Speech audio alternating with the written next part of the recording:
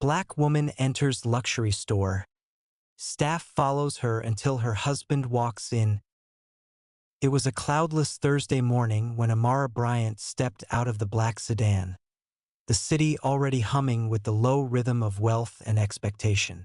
The streets of Manhattan's Upper East Side gleamed like they'd been hand-polished overnight, and the towering boutiques that lined the avenue, Laurington, Celine, Belgrave, and Maison Juliet, stood like cathedrals to a very specific kind of worship. The kind where price tags were hidden, shoes were handed to you by gloved hands, and eye contact came only after judgment had been made.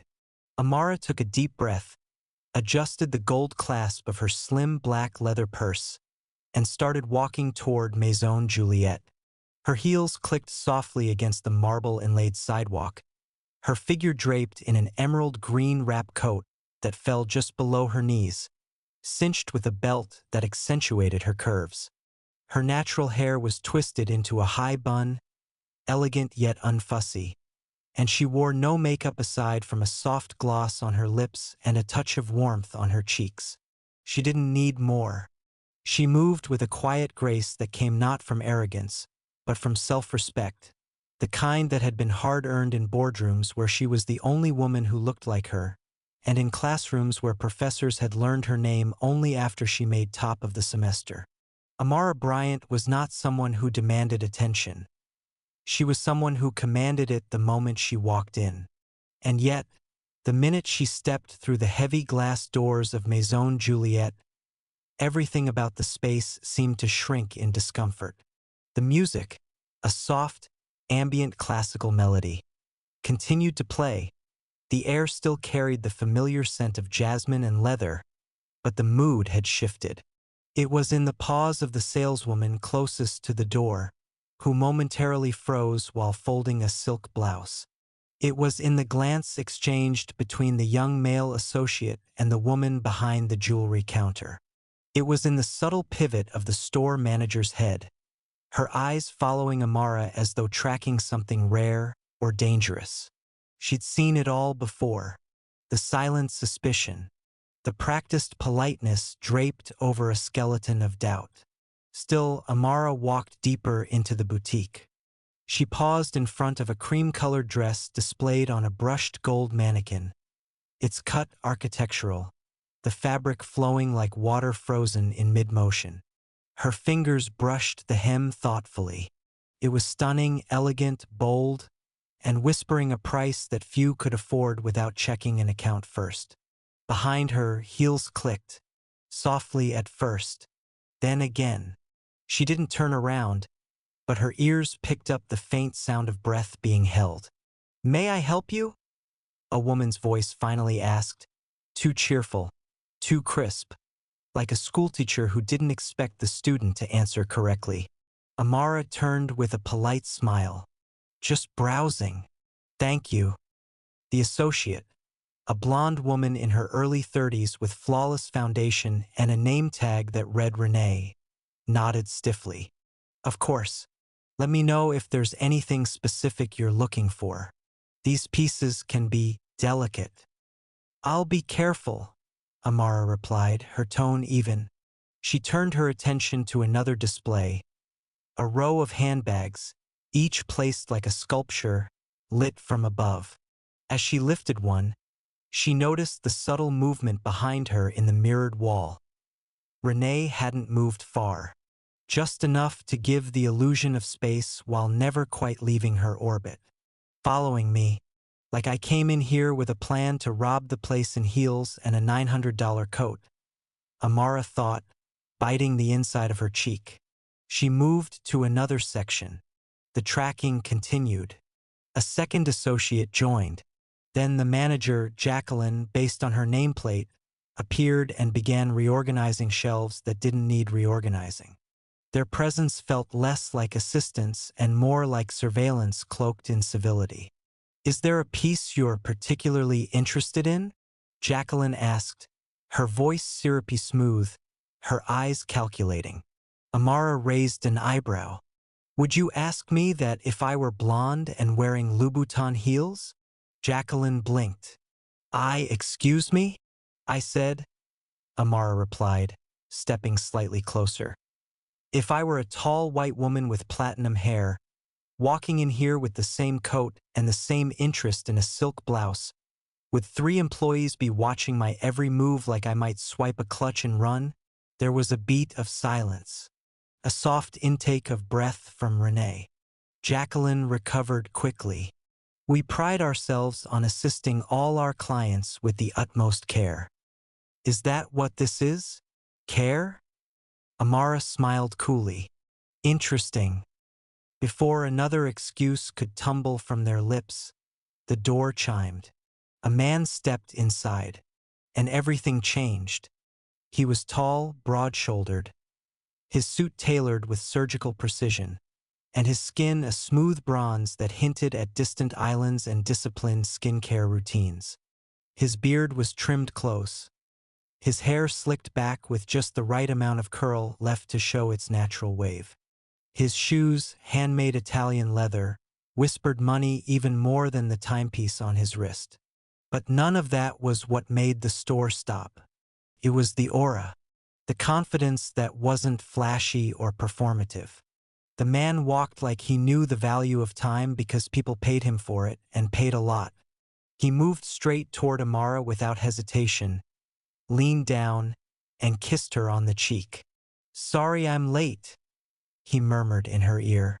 "Right on time," she replied, her tone calm, but her eyes never leaving Jacqueline. The manager visibly straightened. The man turned, extending a hand. "Good afternoon. I'm Elijah Bryant. My wife mentioned this store to me. She's been meaning to redecorate her wardrobe for a few events we're attending in Milan next month. I'd like her to try on anything she wishes. Just add it all to my account." Jacqueline's voice caught. Of course, Mr. Bryant. We would be honored." He smiled, and somehow it felt like the kind of smile people would pay to see. "And please," he added, "make sure she's treated with the same dignity you'd give to a client who just stepped off a private jet." Amara looked at her husband with amused eyes. "That's oddly specific." Elijah grinned. "Just a hunch." The staff scrambled. Renee disappeared to prepare a fitting room the size of a studio apartment. The second associate brought a tray of sparkling water and tiny lavender-scented towels. Jacqueline herself returned with a leather-bound catalog and suggestions in that suddenly reformed, reverent tone. Amara? She simply stepped into the fitting room, set her purse down, and took a deep breath. She wasn't surprised. She wasn't shaken. But she was tired. Tired of having to prove what she had already earned 10 times over. Tired of watching people's posture change only when her husband's wealth walked into the room. Tired of smiling politely at people who only respected her after they felt they might lose a commission. She sat down gently on the velvet bench and closed her eyes for a second. Elijah peeked in a moment later. "You good?" She nodded. "Always." But her voice was softer than usual. He knelt in front of her, took her hands, kissed them. "You shouldn't have to go through this." "I know. We're going to change that one day." She gave him a tired smile. "One store at a time?" He smirked.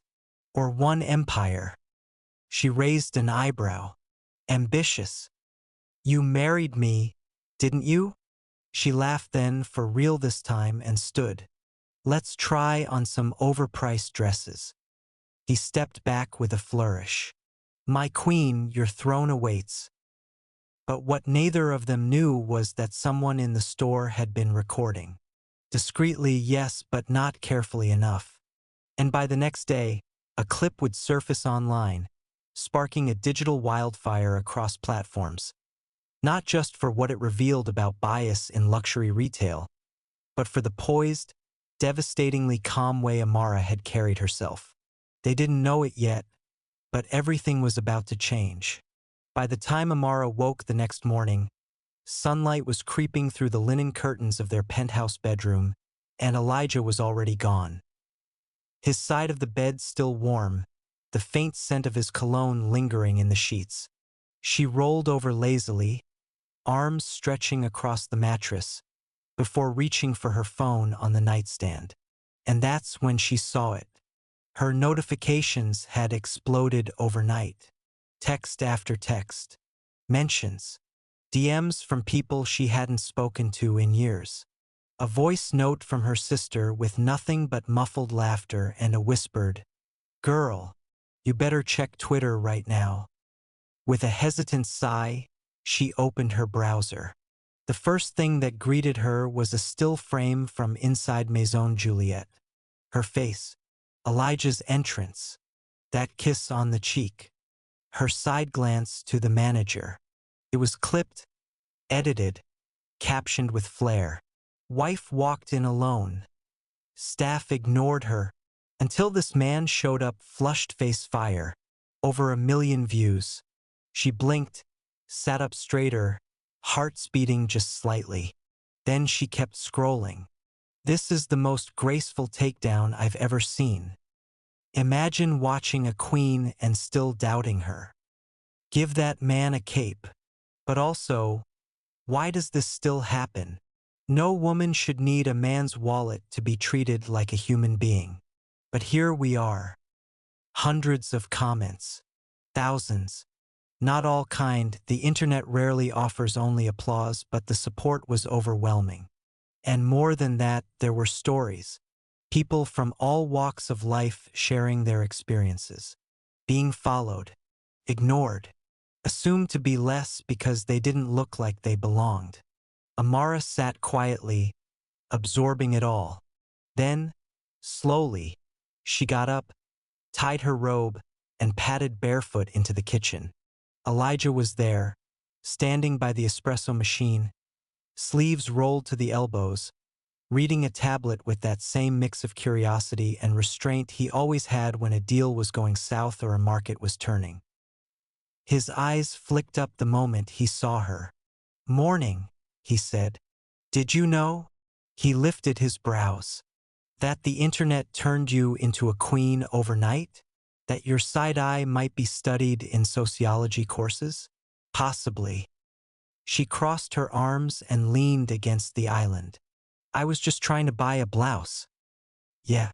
And you ended up making half of America confront their unconscious bias." "Not quite how I planned my Thursday." He set the tablet down and walked over, slipping his arms around her waist. "You good?" She nodded slowly. "Just processing. You know how I feel about going viral." "Unfortunately, you went elegant viral. No drama, no outburst. Just raw class. People can't stop watching it." "That's the problem." "What do you mean?" She stepped out of his arms, reaching for the coffee. "They're praising me now. But what about the next black woman who walks into that store alone? Who doesn't have a 6'2" hedge fund husband behind her?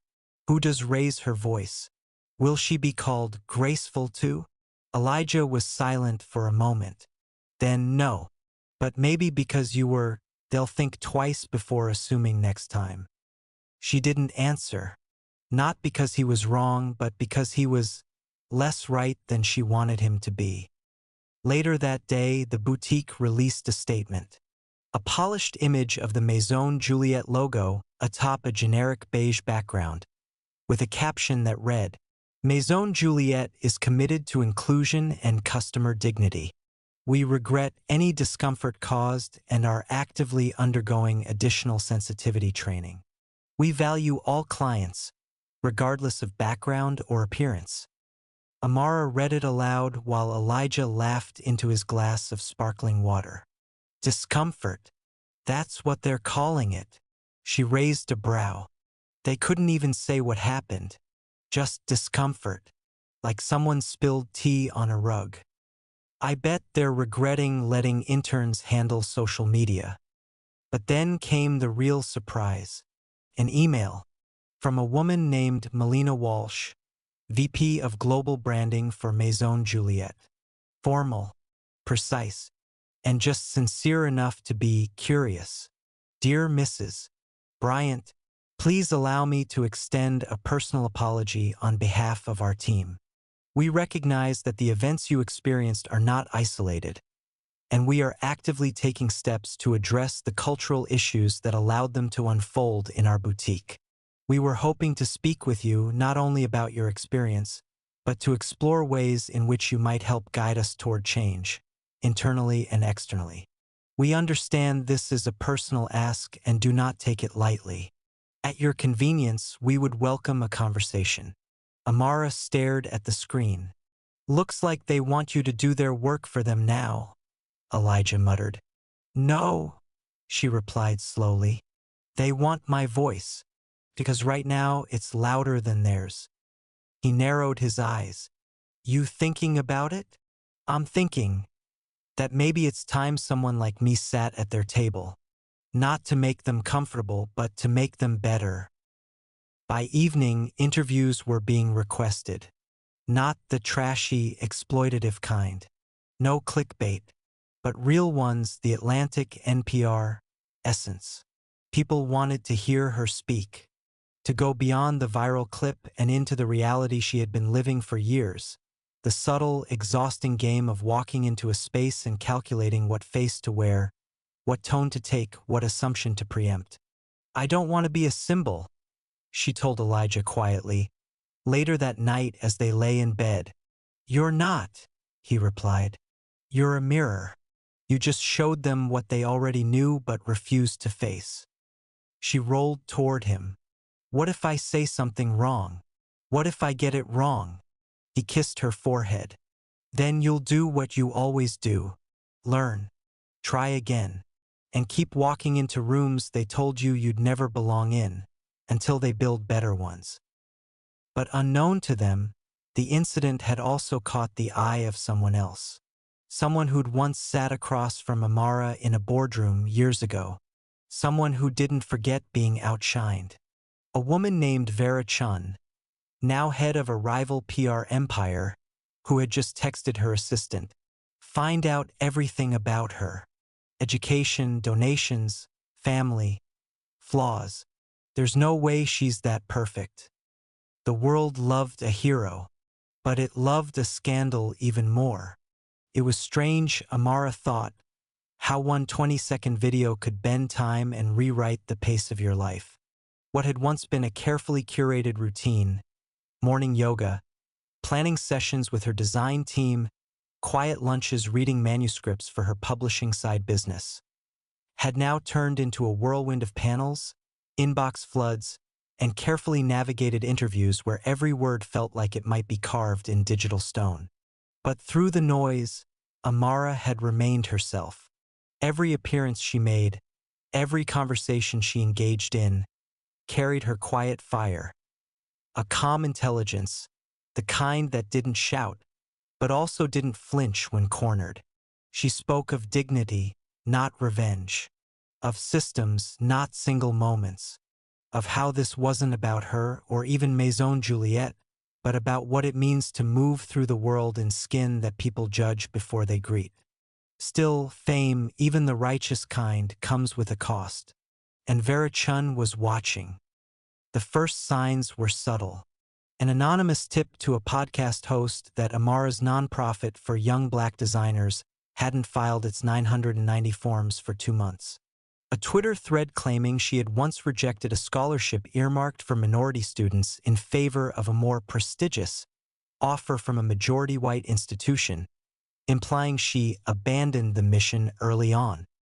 A gossip blog posting side-by-side photos of her former work as a corporate consultant, suggesting that she used the system to gain power and now wants to dismantle it for clicks. None of it was devastating. None of it was new. But it was enough to begin sowing seeds of doubt among those who hadn't really known her to begin with. And most chilling of all, each story had a thread of truth, twisted just enough to feel suspicious. Elijah read the headlines first, early one morning while Amara was still asleep beside him, her hand draped over his chest, breath even and deep.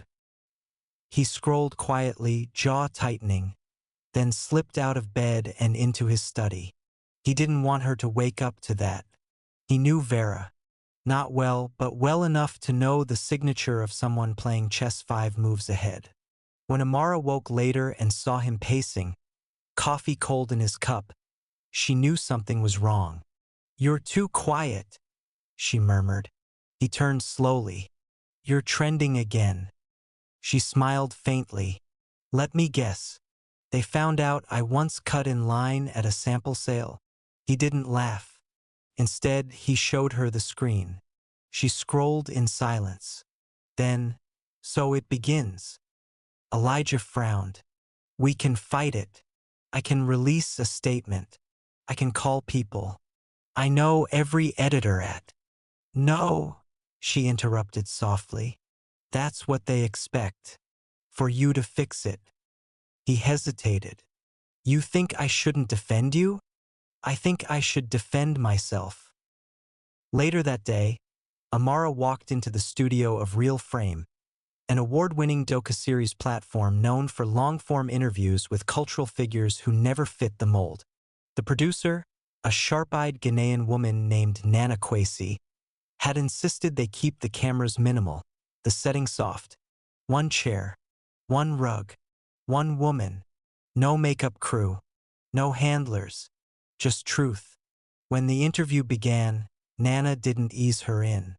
She asked, "Do you think people trust you now because your husband is rich?" Amara smiled, slow and deliberate. "I think people listen to me now because I'm attached to a headline. I think trust will take longer. And I think respect shouldn't require a last name or a bank account to earn." "And what about your past? The consulting years?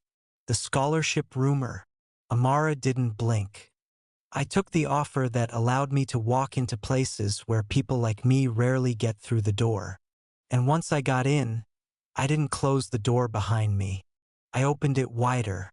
The proof's in the interns I mentor, the grants I've written for students who've never even flown across the country. You can question my path, but you can't question my investment in the people walking behind me." The video aired that night. It reached 10 million views in 24 hours. Meanwhile, Maison Juliet had made their move. Rather than run from the scandal, they leaned into change and announced that Amara Bryant would serve as their inaugural cultural equity advisor, helping review their hiring, merchandising, and customer experience frameworks globally. Not as a figurehead, as a decision maker. It was unprecedented. And not everyone liked it. Vera Chun released a scathing op-ed in a luxury fashion journal under a pseudonym, claiming that influencer culture has now invaded institutions that once prided themselves on timeless sophistication. But even she couldn't stop what was happening. Amara wasn't just a moment anymore. She was movement. One evening, after back-to-back meetings and a late dinner, Amara sat curled on the sofa in Elijah's office, feet tucked under her, a blanket around her shoulders. "I feel like I'm becoming something I never intended," she said quietly. Elijah looked up from his laptop. "What do you mean?" "I just wanted to buy a blouse. Now I'm a consultant, a speaker, an example. And people think I planned it. Like this was strategy." He came to sit beside her, brushing a curl from her face. "You didn't plan this. You earned this by being yourself in a room that tried to make you doubt your worth." She closed her eyes. "It's a heavy crown. Then don't wear it alone." She leaned into his shoulder. Neither of them noticed the email that arrived moments later, from a contact Amara hadn't heard from in years. A woman who worked for a major luxury competitor brand. "I've been following everything. Quietly. I'm proud of you, and I think you might want to know. Someone's feeding stories to the press. Not just about you. About others like you. It's coordinated. And I think you already know who's behind it." Amara's eyes narrowed. This wasn't over. Not yet. The email sat open on Amara's screen like a splinter, small but impossible to ignore. Though it lacked detail, It confirmed what she'd already begun to suspect in the quiet spaces between headlines and handshakes. The recent smear campaign against her wasn't organic. It had shape, intention, and fingerprints. And one set of those fingerprints likely belonged to Vera Chin. They hadn't spoken in nearly 6 years, back when they'd both sat on the advisory board of a now-defunct fashion equity initiative. Even then, Vera had carried herself like someone who thought the room owed her reverence. Amara remembered the constant interruptions, the way Vera's compliments always came backhanded, dressed as mentorship but soaked in condescension.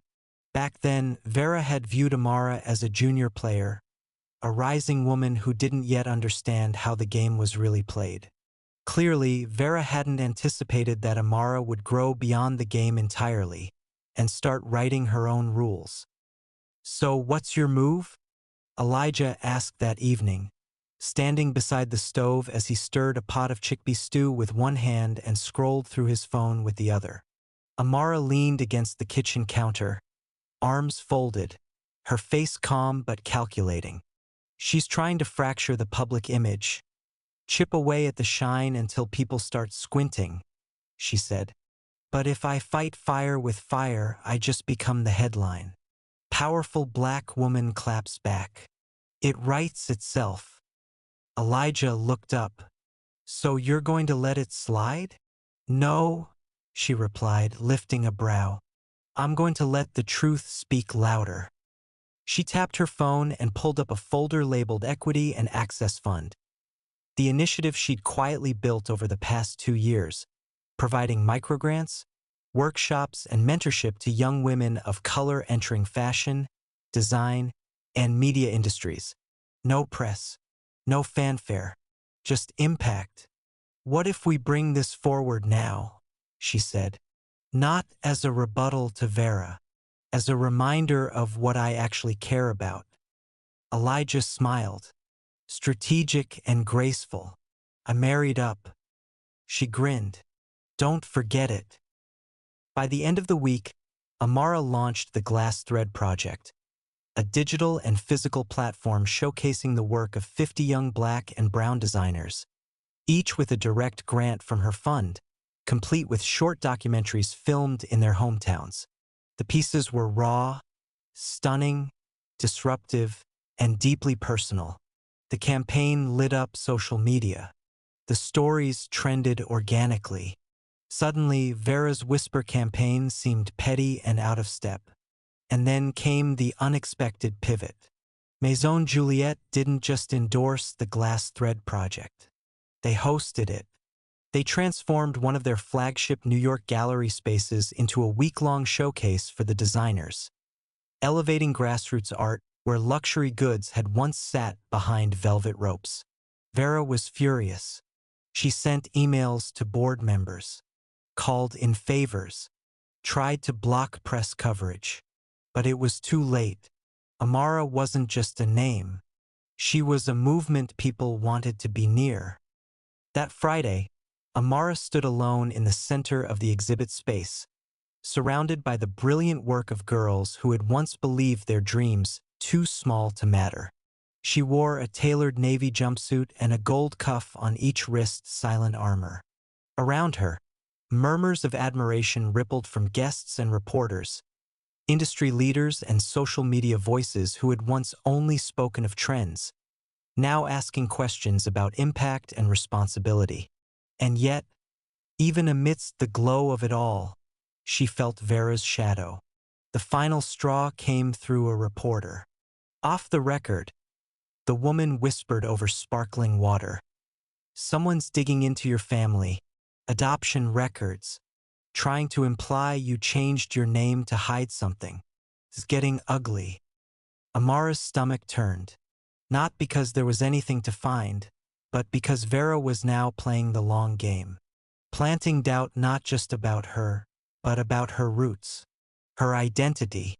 That night, Amara sat with Elijah on their balcony, the skyline glittering beyond them. "I'm tired," she admitted.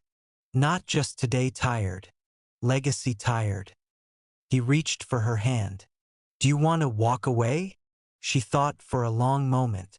Some days, yes. But then I think about that girl in street. Lewis, who emailed me last week. The one who said she saw herself for the first time in a room that never said her name. I can't walk away from her. So what will you do? I'll go see her. Elijah blinked. Wait, what? I want to go back to the beginning. My beginning. My mother's neighborhood. My first art teacher. My high school guidance counselor who told me I'd never make it at an Ivy League. I want to make a documentary not about the scandal, not about the boutique, but about why I never gave up. Why this work matters. She turned to him. I want to take back the narrative, but I want to start it with love, not defense. He nodded, quiet for a moment. I'll come with you, he said finally. You'll hate the motel, she teased. I love you more than I hate cheap pillows. She laughed, the sound deep and healing. The next morning, as Amara's team prepared travel plans for what they were calling the route journey, a package arrived at her office. No return address. Inside was a sleek envelope. A note. You'll never outrun the truth, Amara. Let's see if the world still claps when they know where you really come from. V. C. Tucked beneath the letter, a blurry photocopy of an old juvenile record from her cousin's past. Sealed. Irrelevant. But presented as if it were hers. Weaponized history. And yet Amara didn't flinch. Because she realized something crucial. Vera had no real power. Only distraction. And Amara was done being distracted. She called her assistant. Book the first flight to street. Lewis. The plane descended through streaks of cloud, and below, the modest sprawl of street. Lewis unfolded like a patchwork memory. Row houses lined in faded brick, corner stores with sun-bleached awnings, and streets that hummed with a quieter kind of ambition. This was where Amara had grown up. Before New York boardrooms, before viral clips, before rooms full of strangers whispering her name. Now, with a full documentary crew in tow and Elijah at her side, she had returned to reclaim the truth not just for the world, but for herself. They rented a small house on the north side. No penthouses, no velvet ropes. The decor was simple. Warm light, a coffee machine, and shelves that quickly filled with books and old family photos her mother mailed over from Atlanta. Outside, neighborhood kids played in the heat of the summer sun. And inside, Amara sat down for conversations that mattered. She interviewed her high school art teacher, Ms. Devlin, who had once spent her own salary to send Amara's first sketchbook to a regional competition. She met with the local pastor who had helped her navigate grief when her father passed unexpectedly. And she spoke to her cousin, yes, that cousin, the one whose record Vera had tried to exploit. I made mistakes, he said on camera, seated beside her on the porch, voice low but steady. But I'm not ashamed. I raised my kids better. And she didn't run from me. She built a future none of us had imagined. Amara turned to him, her eyes glassy. Because you never stopped believing in mine.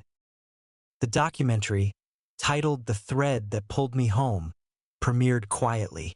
No splashy red carpet. Just a community theater filled with family, friends, and local kids whose parents wanted them to see something real. But by morning, the trailer had gone viral. This time not for drama, but for soul. Clips of Amara hugging her old guidance counselor. Of her standing barefoot in the schoolyard where she once painted murals. Of her cousin breaking down, saying, they tried to turn her roots into a weapon, but her roots are what made her unstoppable. The media took notice. Even Vera Chun couldn't stop it. She tried, of course, released another op-ed cloaked in professionalism but laced with spite. But no one cared anymore. People saw through it.